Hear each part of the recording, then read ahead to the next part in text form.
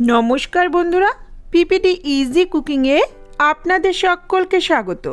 আজকে নিয়ে এসেছি মায়ের কাছে শেখা দারুণ একটি ডিমের রেসিপি। আমার আজকের রেসিপি আলু মটরশুঁটি দিয়ে ডিম কষা।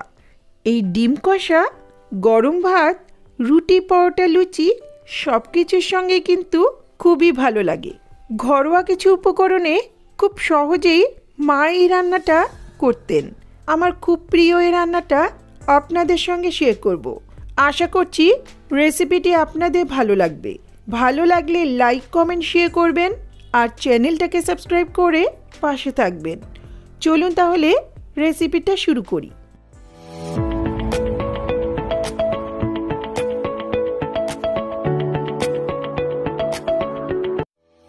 সবার প্রথমে ডিমগুলোকে সেদ্ধ করে নেব।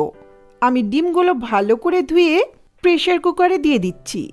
ডিম প্রেসার কুকারে সেদ্ধ করলে ডিমগুলো ফেটে যায় না, আবার ফাটা ডিম থাকলেও জলের মধ্যে ছড়িয়ে ছিটিয়ে যায় না, সময়টাও কম লাগে। প্রায় 6-7টা মতো ডিম দিয়ে দিচ্ছি 1 কাপ জল, 1 টিস্পুন লবণ আর 1 টিস্পুন হোয়াইট ভিনিগার। না থাকলে স্কিপ করতে পারেন। ভিনিগার দিলে খোলাটা সুন্দরভাবে ছাড়ানো যায়। নর্মাল অবস্থায় ডিমটা থাকলে একটা সিটি দিলেই হবে। ফ্রিজ থেকে বের করা ডিম হলে 2টো সিটি দিতে হবে। একটা সিটি দেওয়ার পর একটু ঠান্ডা হলে প্রেসার কুকারটা খুলে নিচ্ছি। দেখুন, একটা ডিমও কিন্তু ফেটে যায়নি। ডিমগুলোকে গরম জল থেকে বার করার পর ঠান্ডা জলে রাখতে হবে। জলে না রাখলে ডিমগুলো খোসা ছাড়াতে অসুবিধে হতে পারে। এগুলো ঠান্ডা জলে রেখেছি, এখন খোলাটা ছাড়িয়ে নেব। দেখুন, খুব সহজেই খোলাটা ছাড়ানো যায়।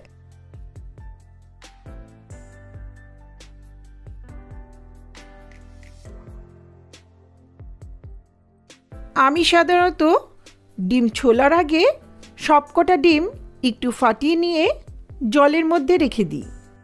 এইভাবে ডিমগুলো অল্প করে ফাটিয়ে জলের মধ্যে রাখলে ডিমের ভেতর জলটা ঢুকে যাবে আর খোলাটা নিজে থেকেই খুব সহজেই বেরিয়ে আসবে।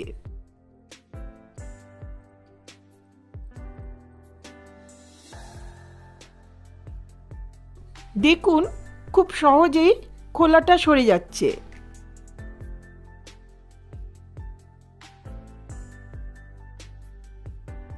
সবগুলো খোসা ছাড়িয়ে নেওয়ার পর ডিমের গায়ে ছোট ছোট চিড় দিয়ে নেব, যাতে নুন মশলাটা ডিমের মধ্যে ভালো করে ঢুকে যায়।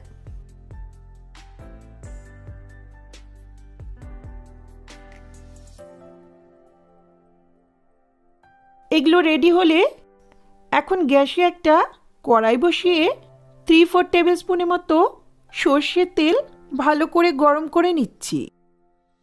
তেল ভালো করে গরম হলে গ্যাসের ফ্লেমটা একেবারে লোতে রেখে তেলের মধ্যে সামান্য লবণ আর হলুদ দিয়ে 3টে মিডিয়াম সাইজের আলু বড় করে কেটে দিয়ে দিলাম। ডিমের কারির আলুগুলো সাধারণত এইভাবেই কাটা হতো। আলুটাকে মিডিয়াম ফ্লেমে হালকা লাল করে ভাজবো।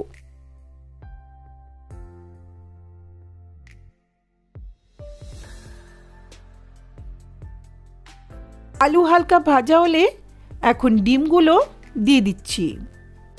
চাইলে ডিম আর আলুটা আলাদা করেও ভেজে নিতে পারেন। সাবধানে নেড়ে চেড়ে মিডিয়াম হাই ফ্লেমে 2 মিনিটের মতো এগুলোকে ভাজবো। এগুলো একটু ভাজা হয়েছে, এখন এতে দিচ্ছি ছোট 1 বাটি কচি মটরশুঁটি। মটরশুঁটিটাকেও আলু আর ডিমের সঙ্গে 2 মিনিটের মতো মিডিয়াম ফ্লেমে ভাজবো।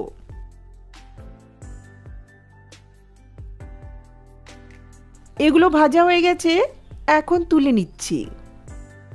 চাইলে প্রত্যেকটা উপকরণ আলাদা আলাদাও ভাজতে পারেন। ছোট থেকে মাকে যেভাবে রান্নাটা করতে দেখেছি, আমি ঠিক সেই পদ্ধতিতেই রান্নাটা করছি। এখন কড়াইতে আরও 3 টেবিল স্পুনের মতো সর্ষের তেল ভালো করে গরম করে নিলাম।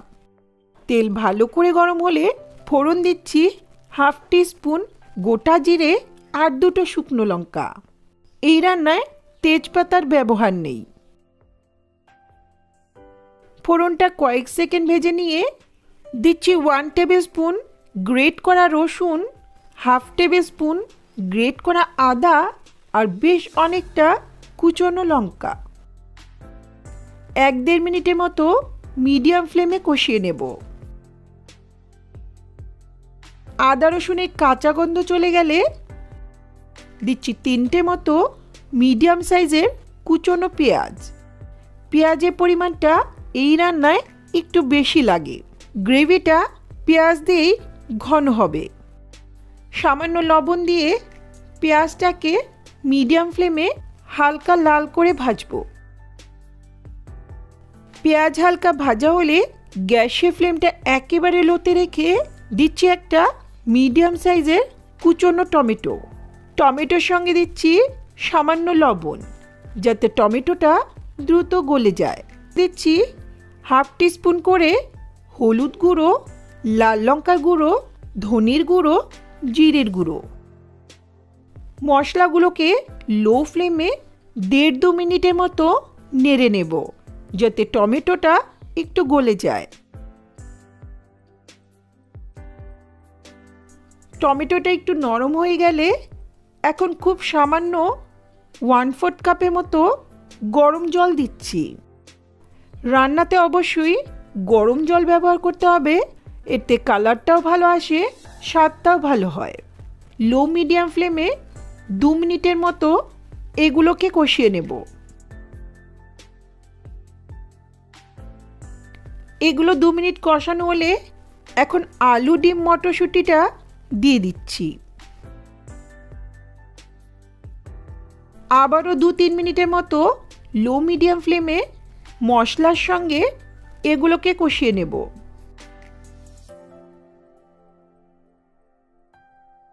এগুলো কষানো হলে এর থেকে তেলটা ছেড়ে আসছে। এখন দিচ্ছি 1 কাপ মতো গরম জল। একই সঙ্গে দিচ্ছি স্বাদ মতো লবণ। ভালো করে মিশিয়ে নিয়ে 5-7 মিনিট অথবা আলু মটরশুঁটি ভালো মতো সেদ্ধ হওয়া পর্যন্ত মিডিয়াম ফ্লেমে রান্নাটা হতে দেব। মশলার সঙ্গে ডিমটা কষালে এই রান্নায় বেশি ভালো হয়। 5-7 মিনিটের মতো রান্নাটা করে নিয়ে আলুগুলো সেদ্ধ হয়েছে, রান্নাটা হয়ে এসছে। এখন সবশেষে দিচ্ছি হাফ টিস্পুন গরম মশলা গুঁড়ো আর 1 মুঠো ধনেপাতা কুচি। ধনেপাতা সিজন তাই ধনেপাতা দিলাম, তবে ধনেপাতা ছাড়াও রান্নাটা ভালো লাগে। যেহেতু কষা কষা রান্না করব, গ্রেভিটা ঠিক এই রকমই রাখতে হবে। আর রান্না করব না, ভালো করে একটু মিশিয়ে নিয়ে ঢাকা দিয়ে কিছুক্ষণ রেখে দেব।